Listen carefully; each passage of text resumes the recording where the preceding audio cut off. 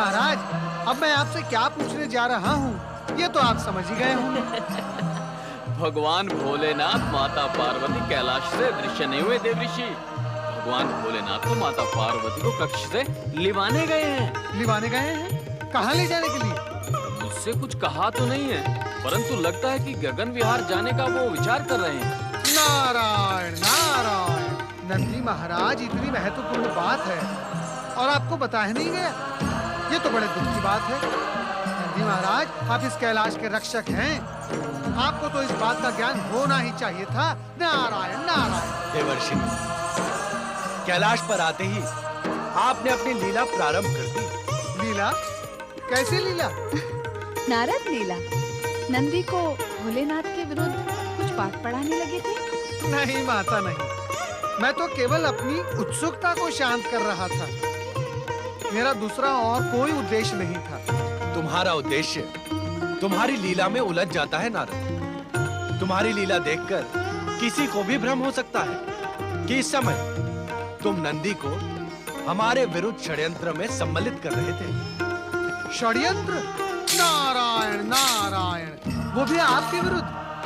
नहीं भोलेनाथ नहीं, कृपया आप मुझ पर ऐसा घृणित आरोप ना लगाएं। हाँ, कभी-कभी शब्दों से खेल अवश्य लेता हूँ, परंतु वो भी केवल विनोद के लिए। ये विनोद कभी महंगा भी पड़ सकता है देवर्षि, इसलिए शब्दों का खेल खेलने में तनिक सावधानी बरतिए। जो आज्ञा माता, मैं आपकी आज्ञा अवश्य ध्यान में रखूंगा।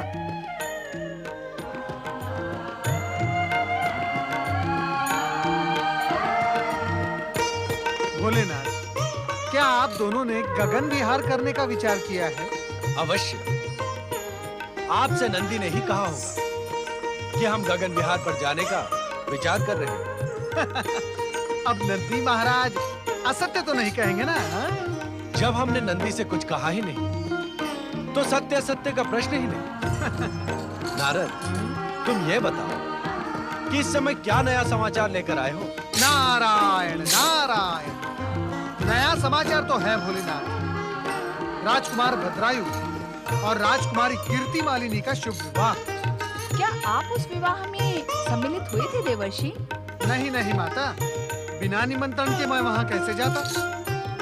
निषाद राज के राज्य में विवाह की जो धूमधाम देखी, भद्रायु और कीर्ति मालिनी को वर वधू के रूप में देखा, तो मैं समझ गया। आप समझ गए कि उन दोनों का विवाह हो चुका है?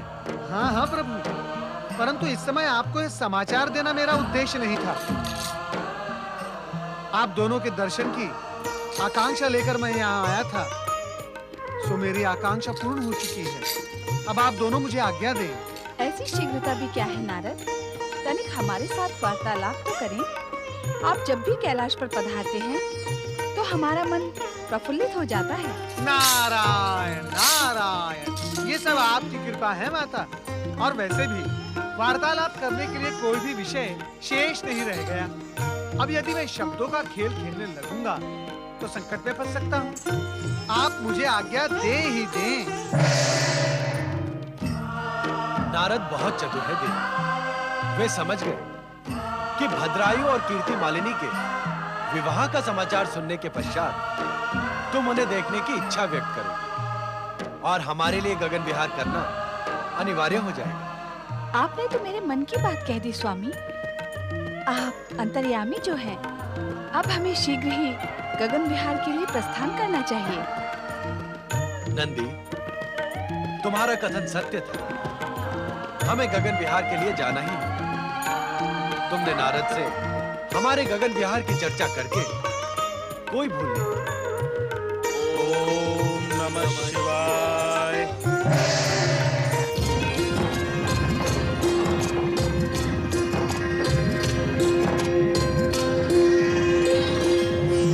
कुछ कहिए स्वामी। हमारा मौन वार्तालाप कुछ कहने से खंडित हो जाएगा रानी कीर्ति मालिनी। तुम जैसी कीर्तिवन की मालिनी हमें प्राप्त हुई। हम सोच रहे हैं भगवान शिव की कृपा से अब हमारी कीर्ति दूर दूर तक अवश्य फैलेगी। भगवान शिव की कृपा पर आपको इतना विश्वास है? शिव की कृपा से ही तो तुम बच गई। यदि भगवान शिव ने हमें सहस्त्र हाथियों का बल न दिया होता तो खाई में गिरता हुआ तुम्हारा रथ हम कैसे बचा पाते, और वधु के रूप में तुम कैसे प्राप्त होती हमें? ये सारी भगवान शिव की ही तो कृपा है। परंतु मैं तो माता पार्वती की आराधिका हूँ। मैं सोचती हूँ कि माता पार्वती की कृपा से ही मैं बची हूँ। तुम ठीक ही सोचती हो। भगवान शिव और माता पार्वती की कृपा में कोई अंतर नहीं है। शिव शक्ति के रूप में दोनों एक दूसरे में समाये हुए हैं।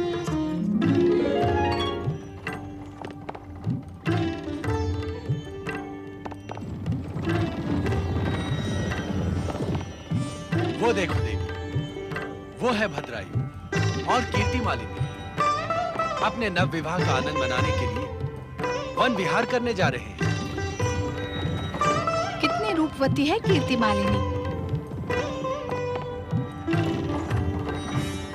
कितना सुदर्शन है आपका भक्त भद्रायु। संभवतः तुम ये नहीं जानती कि कीर्ति मालिनी तुम्हारी आराधिका है। तुम्हारी दर्शन की इच्छा इसने अपने मन में पाल रखी है। इन दोनों को मैं निकट से देखना चाहती हूँ नाथ।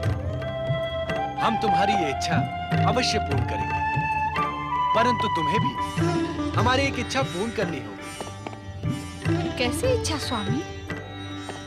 हमने भद्रायु को सहस्त्र हाथियों का बल प्रदान किया था शत्रुओं को पराजित करने के लिए। वो कार्य पूर्ण हुआ, परंतु अब उसे अपने बल का अहंकार होने लगा है। इसलिए हमारी इच्छा है कि उसकी परीक्षा लें। परीक्षा? ये दोनों विवाह के पश्चात पहली बार वन विहार को निकले हैं। परीक्षा लेकर इनके आनंद में बाधा न डालें स्वामी। तुम घबराओ नहीं देवी, परीक्षा लेने के पश्चात इनका आनंद द्विगुना हो जाएगा। हाँ, परीक्षा लेने के लिए हमें अपना वेश परिवर्तित करना होगा। जैसी आपकी आज्ञा स्वामी। चलें।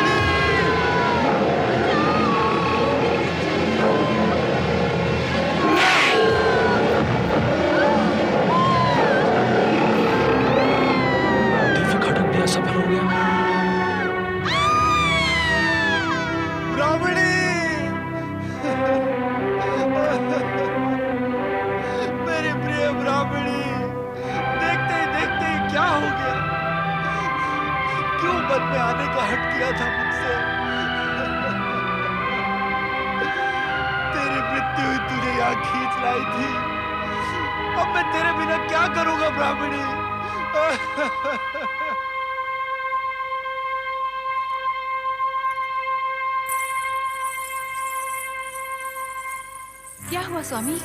कीर्ति, मेरा सहस्त्र हाथियों का बल और ये दिव्य खड़ग किसी काम नहीं आया। उस बाघ ने ब्राह्मणी को मार डाला और मैं कुछ नहीं कर पाया। अब मैं अपनी ब्राह्मणी के बिना कैसे जीवित रह पाऊंगा? हाय मेरी प्रिय ब्राह्मणी, हाय मेरी प्रिय ब्राह्मणी। शांत हो जाए ब्राह्मण देवता, शांत हो जाए। संभवतः विधाता की यही इच्छा थी। अब विलाप करने से क्या होगा? मुझे पूर्ण विलाप कर लेने दो। यही विलाप करते करते मैं अपने प्राण त्याग दूंगा। नहीं नहीं ब्राह्मण, नहीं ब्राह्मण देवता, ब्राह्मण देवता, मेरा विश्वास करें। आपकी ब्राह्मणी को उस बाघ से बचाने के लिए मैंने अपने दिव्य खड़ग का प्रयोग किया, पर यह भी किसी काम न आया। मैं अपने आप को अपराधी अनुभव कर रहा हूं। ये कवच और खड़ग निष्काम हो गए। लगता है ये अब मेरे किसी काम के नहीं रहे। इसलिए मैं इन्हें आपके चरणों में रख देता हूं। और मैं अपनी प्रजा की रक्षा नहीं कर सका। अब मुझे युवराज कहलाने का कोई अधिकार नहीं, कोई अधिकार नहीं।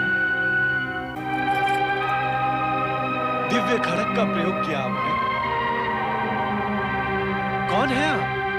मैं महाराज वज्रसेन का पुत्र युवराज भद्रायु हूं।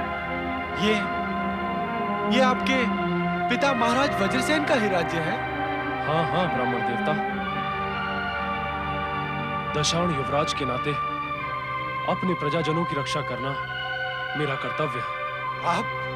आप मेरी ब्राह्मणी की रक्षा में असफल रहे। आपके सामने ही मेरी धर्मपत्नी की मृत्यु हो गई और आप कुछ न कर सके।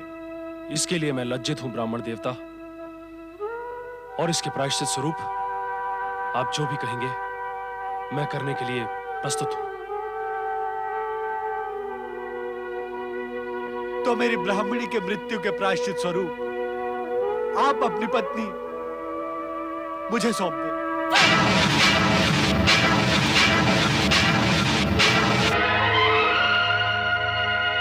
ये आप क्या कह रहे हैं ब्राह्मण देवता? नहीं, ये नहीं हो सकता। अर्थात आप मेरी ब्राह्मणी के अभाव की पूर्ति नहीं कर सकते? आप ही सोचे ब्राह्मण देवता, क्या कोई पुरुष अपनी विवाहित धर्मपत्नी किसी पर पुरुष के हाथों में सौंप सकता है? यदि ऐसा है तो आप अपने खड़ग से मेरा शीश काट दें। मैं अपनी ब्राह्मणी के बिना जीवित नहीं रह सकता। रानी कीर्ति मालिनी, ब्राह्मण देवता ने मेरे सम्मुख एक विचित्र धर्म संकट खड़ा कर दिया है। अब इस धर्म संकट से तुम ही मुझे छुड़ा सकती हो। मैं पतिव्रता हूँ स्वामी, किसी पर पुरुष का हाथ कैसे थाम सकती हूँ? ये तो घोर पाप होगा।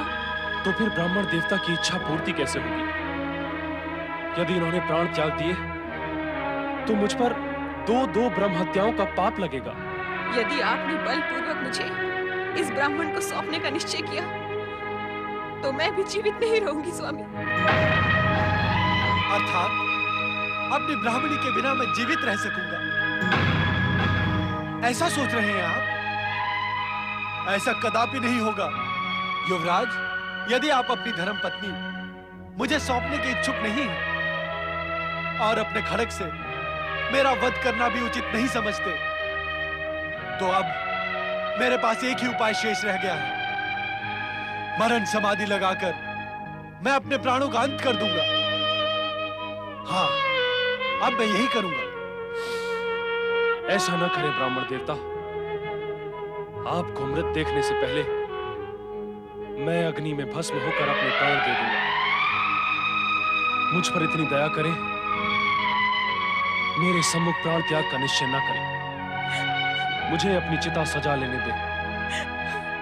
मैं चिता सजाकर आपके सम्मुख अग्नि समाधि लूंगा। स्वामी, आपके साथ साथ मैं भी जीवित समाधि लूंगी। आपके बिना जीवित रहकर मैं क्या करूंगी? हे विधाता, ये तेरा कैसा न्याय है? मेरी ब्राह्मणी को मुझसे छीन लिया और अब उसका अभाव पूर्ण करने वाली ये स्त्री मेरे आंखों के सम्मुख अग्नि समाधि लेने की इच्छुक है। तुम्हारा यदि यही विधान है तो मैं भी इन दोनों के साथ जलती चिता में कूदकर अपने प्राणों का अंत कर दूंगा। यदि ऐसा है तो यही सही।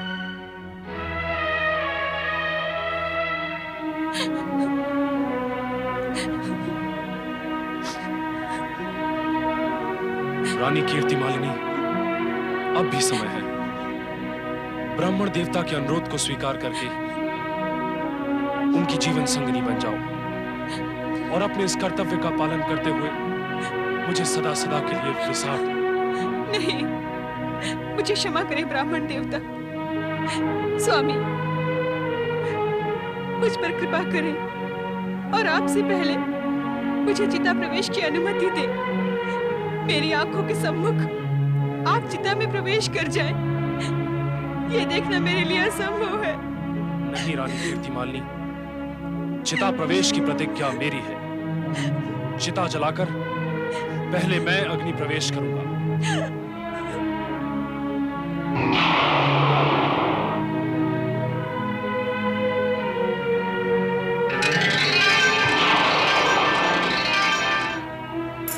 स्वामी, नहीं स्वामी, नहीं, रुक जाइए।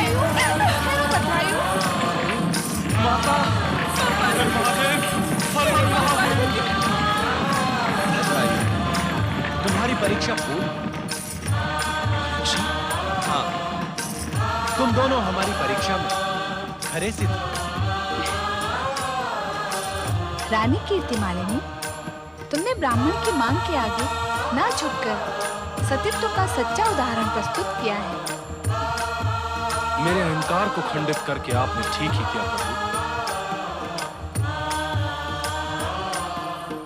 आपकी दी हुई सिद्धियों का मुझे अपनी माता के समान अभिमान हो गया।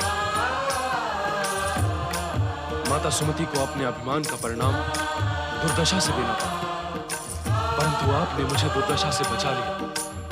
अपनी कृपा का पात्र बनाकर आपने मुझ पर बड़ा उपकार किया है प्रभु, बहुत बड़ा उपकार किया है।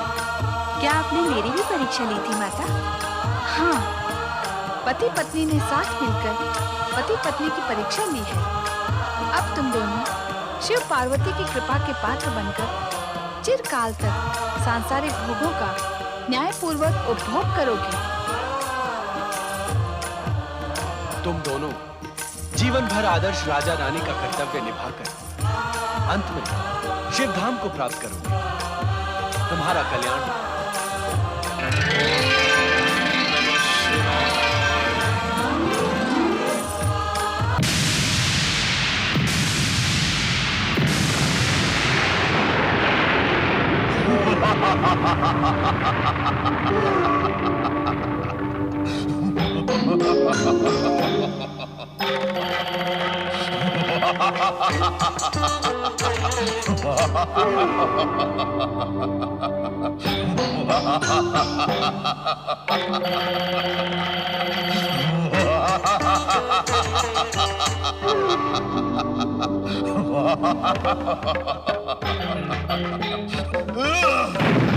वरुण देव, कौन है ये विशालकाय प्राणी? इसने तो पृथ्वी लोक पर प्रलय सी मचा रखी है।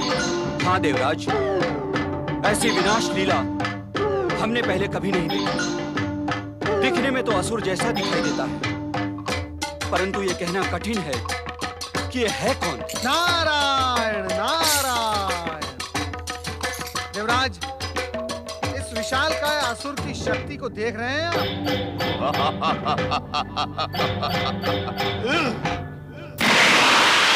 ऐसी शक्ति, ऐसा साहस, नारायण नारायण। ये विशालकाय असुर निश्चित ही पृथ्वी पर प्रलय मचा ही देगा। परंतु देवर्षि, ये तो बताएं कि ये महासुर है कौन, कहां से आया है और क्या नाम है इसका? नारायण नारायण। देवराज, इस समय तो मैं केवल इतना बता सकता हूं कि ये असुर है और असुर के सिवाय कोई नहीं। परंतु ये कौन है, ये तो केवल त्रिदेव ही बता सकते हैं। तो आप त्रिदेव से पूछकर क्यों नहीं आते? हमें भय है देवर्षि कि ये महाअसुर पृथ्वी लोक को नष्ट भ्रष्ट करके स्वर्ग पर आक्रमण अवश्य करेगा। देवराज, आप मुझे इसका नाम त्रिदेव से पूछने के लिए कह रहे हैं? आप तो फिर आप स्वयं ये कार्य क्यों नहीं कर लेते? देवराज, मैं आपका सहायक और शुभचिंतक हूं, आपकी आज्ञा का पालन करने वाला अनुचर नहीं। यदि भविष्य में भी आपने ऐसा ही अपमानजनक व्यवहार मेरे साथ किया तो आप मेरी सहायता और शुभचिंतन दोनों से हाथ धो बैठेंगे। नारायण नारायण। देवर्षि, देवर्षि तो बुरा मान गए, अब क्या होगा? देवराज, क्षमा करें, आपका देवर्षि के साथ ऐसा व्यवहार करना उचित नहीं था। अग्निदेव, घबराहट में ऐसी भूल हो जाती है। अब आप मुझे पुनः उपदेश देने की चेष्टा ना करें। अब मुझे इस विनाशकारी असुर का स्वयं पता लगाना होगा।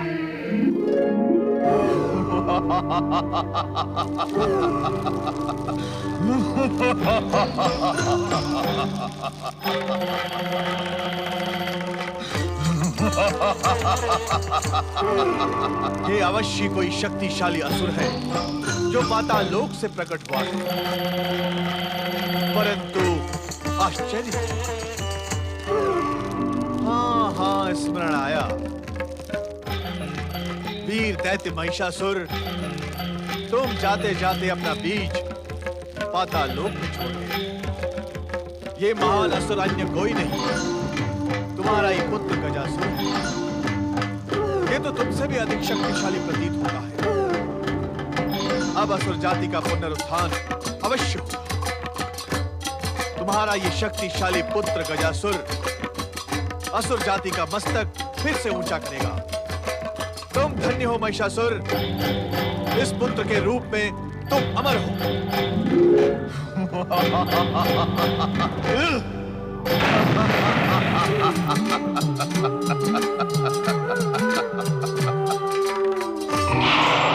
तुम धन्य हो गजासुर, तुम धन्य हो। गजासुर? क्या मैं गजासुर हूँ? हाँ गजासुर, महान प्रतापी असुर महिषासुर के पुत्र गजासुर। तुम्हारे जन्म के पूर्व तुम्हारे महान पिता महिषासुर देवताओं और ब्रह्मा विष्णु के षड्यंत्र के भोग बने थे। उन्होंने अपने देश से एक देवी को उत्पन्न करके तुम्हारे पिता का वध करवाया था। क्या देवताओं और ब्रह्मा विष्णु ने मिलकर मेरे पिता का वध करवाया था, और इस बात का मुझे ज्ञान भी नहीं? गजासुर, तब तुम अपनी माता के गर्भ में थे, परंतु अब तुम्हें अपने पिता के वध का प्रतिशोध लेना है। पृथ्वी, पाताल और स्वर्ग लोक पर असुरों का साम्राज्य पुनः स्थापित करना है। अपने पिता के वध का प्रतिशोध तुम इसी प्रकार ले सकते हो। प्रतिशोध? प्रतिशोध तो मैं अवश्य लूंगा, परंतु पहले ये बताएं, मुझे ये सब बताने वाले आप हैं कौन? हम हैं दैत्य गुरु शुक्राचार्य। इस संसार में दैत्यों के एकमात्र शुभ चिंतक शुक्राचार्य। शुक्राचार्य? दैत्य गुरु शुक्राचार्य? हाँ वत्स, तुम्हारे प्रतिशोध को सफल बनाने के लिए हम तुम्हारा मार्गदर्शन करेंगे। आपको देखते ही मुझे लग रहा है कि आप हम असुरों के शुभ चिंतक हैं। तुम्हें देखकर हमारा हृदय भी आनंद विभोर होने लगा है। हम असुरों का पुनरुत्थान करने के इच्छुक हैं और तुम ये कार्य सरलता से संपन्न कर सकते हो। कैसे? मुझे बताएं दैत्य गुरु, कैसे? बताएं। असुरों के पुनरुत्थान के लिए मुझे क्या करना होगा? पहले तुम अपना आकार छोटा बना लो। छोटे बनकर भी तुम पहले के समान शक्तिशाली बने रहोगे। हमारे पास आओ, हम तुम्हें बताएंगे कि अब तुम्हें क्या करना होगा।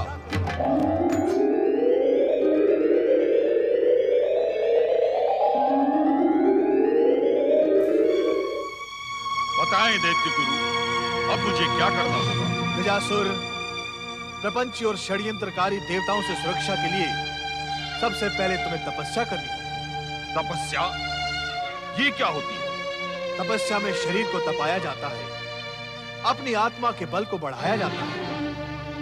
तपस्या से शक्ति प्राप्त होती है, जिसके प्रभाव से किसी भी देवता को प्रसन्न करके उन्हें वरदान देने के लिए विवश किया जाता है। दैत्य गुरु, अभी अभी आपने मेरे पिता का वध कराने वाले षड्यंत्रकारियों में ब्रह्मा का भी नाम लिया था, तो क्या वे तपस्या के पश्चात मेरी सहायता करेंगे? अवश्य करेंगे। पहले तुम तप करके ब्रह्मा को वरदान देने के लिए विवश करो।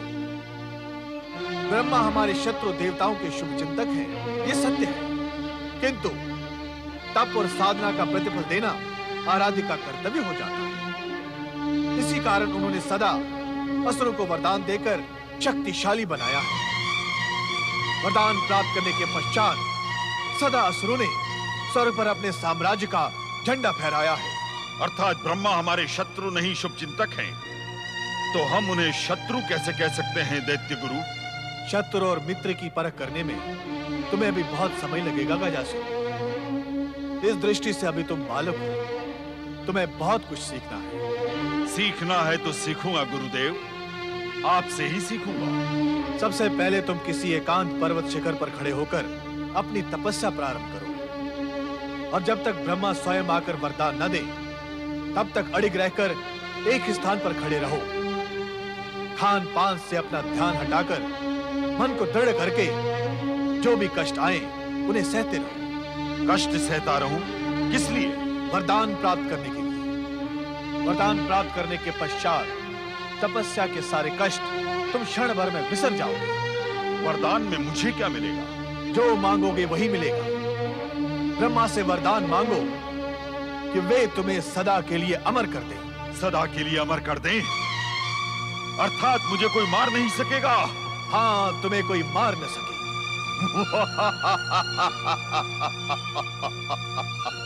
परंतु इतना ही मांगकर मौन न हो जाना। उनसे अतुल बल, इच्छानुसार रूप धारण करने की और असंख्य अस्त्रों को उत्पन्न करने की शक्ति का वरदान भी मांगना। ठहरिए गुरुदेव, मुझे एक एक करके सब बातें स्मरण करने दें। ब्रह्मा से मैं सबसे पहला वरदान मांगूंगा अमरता का। दूसरा वरदान मांगोगे अतुल बल का। अतुल बल? अतुल बल तो मेरे पास अब भी है गुरुदेव। मैं इसी समय सारी पृथ्वी को उखाड़ कर फेंक सकता हूँ। तुम्हें पृथ्वी को नहीं, देवताओं को स्वर्ग से उखाड़ कर फेंकना है, और उसके लिए अतुल बल की आवश्यकता होती है। ठीक है, अमरता और अतुल बल। तीसरा वरदान क्या मांगू दैत्य गुरु? तीसरा वरदान मांगो इच्छा अनुसार रूप बदलने का। इच्छा अनुसार रूप बदलने का वरदान? तब तो मैं आपका रूप भी धारण कर सकता हूँ। मैं स्वयं दैत्य गुरु बन सकता हूँ। नहीं नहीं, इसकी कोई आवश्यकता नहीं है। तुम हमारा रूप धारण करने के अतिरिक्त कोई भी रूप धारण कर सकते हो। जो आज्ञा दैत्य गुरु। इन 3 वरदानों के अतिरिक्त और कोई वरदान मांगना है? चौथा वरदान इच्छा अनुसार असंख्य अस्त्रों को उत्पन्न करने का मांगो। तुम असंख्य अस्त्रों वाली असुर सेना को उत्पन्न करोगे जो युद्ध में तुम्हारी सहायता करेगी। ये तो बहुत ही अच्छी बात है। इन 4 वरदानों को मांगने के पश्चात और मांगने के लिए शेष ही क्या रह जाएगा? मैं सब कुछ पा लूंगा। अमरता, अतुल बल, इच्छा अनुसार रूप परिवर्तन और असुर सेना उत्पन्न करने की शक्ति। हम तुम्हारी स्मरण शक्ति से संतुष्ट हुए गजासुर। अब तुम तुरंत तपस्या के लिए प्रस्थान करो। तुम्हारा कल्याण, तुम्हारा कल्याण, तुम्हारा कल्याण, तुम्हारा कल्याण, तुम्हारा कल्याण, तुम्हारा कल्याण,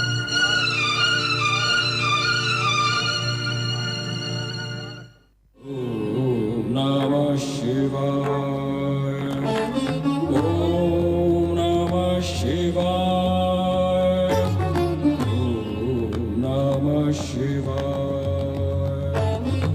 ओम नमः शिवाय, ओम नमः शिवाय, ओम नमः शिवाय,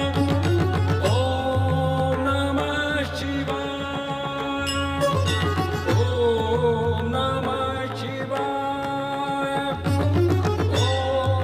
नमः शिवाय,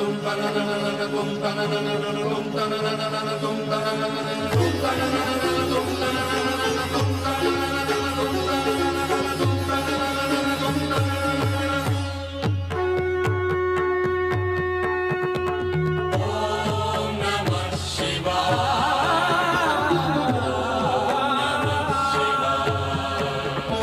नमः शिवाय, ओम नमः शिवाय।